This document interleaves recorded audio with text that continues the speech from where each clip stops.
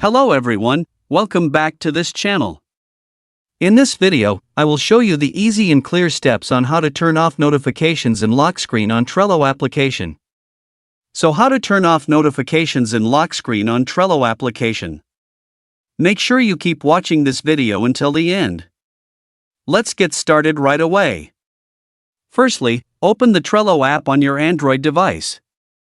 This is the initial screen of the Trello app. Next, tap New Account at the bottom right of the screen. And a menu like this will appear. Tap the Settings menu.